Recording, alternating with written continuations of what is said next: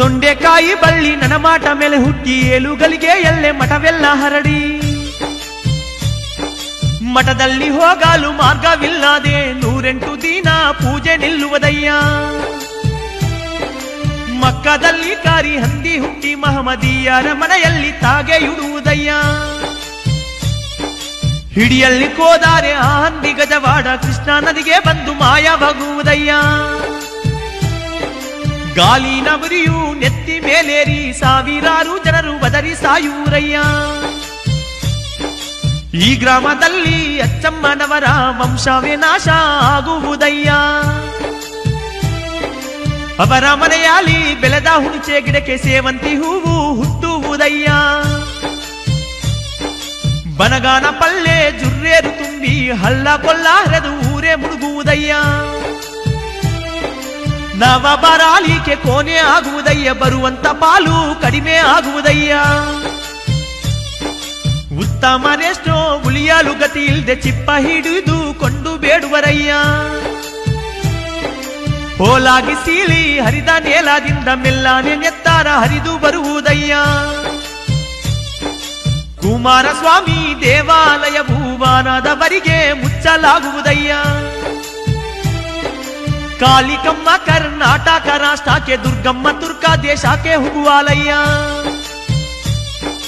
ಅರ್ಕ ಸೋಮನು ಅರಬ ರಾಷ್ಟ್ರಕ್ಕೆ ವೀರಭದ್ರ ಕೇರಳಕ್ಕೆ ಹೋಗುವಾನಯ್ಯ ವೇದಗಳೋದುವ ಪಂಡಿತರೆಲ್ಲ ಗುಲಾಮರಾಗಿ ಬದುಕುವರಯ್ಯ ಓ ಭಕ್ತಗಳಿರ ನನ್ನ ಭಕ್ತಗಳಿರ ಮುಕ್ತಿ ಮಾರ್ಗದಲ್ಲಿ ನೀವು ನಡಿರಯ್ಯ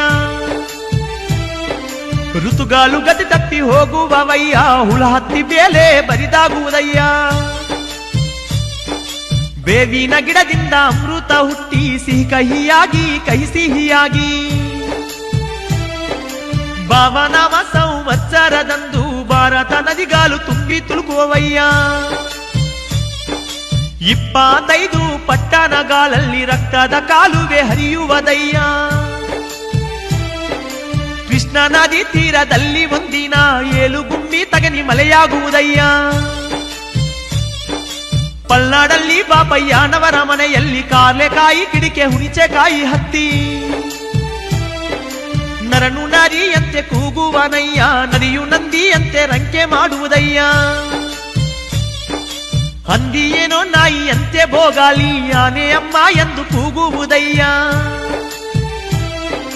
ಕೈಗಳಿಗೆ ಹುಣ್ಣು ಮೊಳಕಾಲ ಬ್ಯಾನಿ ತೊಡಬ್ಯಾನಿ ಗಾಲೆಷ್ಟು ಹುಟ್ಟುವುವಯ್ಯ ಬೆಂಕಿ ಮಾಲೆ ವಿಷ ಗಾಲಿಯಿಂದ ಎಷ್ಟೋ ಜನ ಸಾವಿಗೆ ತುತ್ತಾಗುವುರಯ್ಯ ಮೂಸಿ ನದಿ ತುಂಬಿ ಭಾಗ್ಯನಗರ ಮುಳಗಿ ಮತ್ತೆ ನಿರ್ಮಾಣ ಹೊಂದುವುದಯ್ಯ ಮುತ್ತಿನಂತ ಬಂಗಾರ ಉಚೂರು ಸಿಗದಂತ ದಿನ ಮುಂದೆ ಮುಂದೆ ಬರುವುದಯ್ಯ ಕಲಿಯುಗದ 5,000 ವರ್ಷ ನಂತರ ಕಾಶಿಯಲ್ಲಿ ಗಂಗೆ ವನಗಿ ಹೋಗುವುದಯ್ಯ ನೀಚರ ಮಾನೆ ಸಿರಿ ಸಂಪತ್ತಿನಿಂದ ತುಂಬಿ ತುಲಕುವ ಕಾಲ ಬರುವುದಯ್ಯ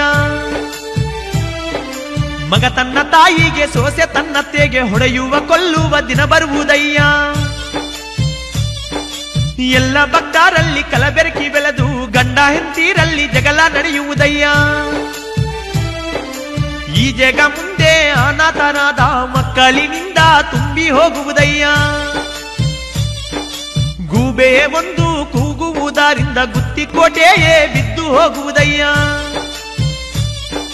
ನಾ ಹೇಳುತ್ತಿರುವ ಈ ಕಾಲ ಜ್ಞಾನ ದೇವರಹಸ್ಯ ಎಂಬುದ ಮರೆಯಬೇಡಿ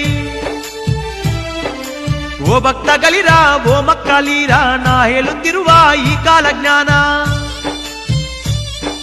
ದೇವರಹಸ್ಯ ಎಂಬುದ ಮರೆಯಬೇಡಿ ಓ ಭಕ್ತಗಳಿರ ನನ್ನ ಮಕ್ಕಳಿರ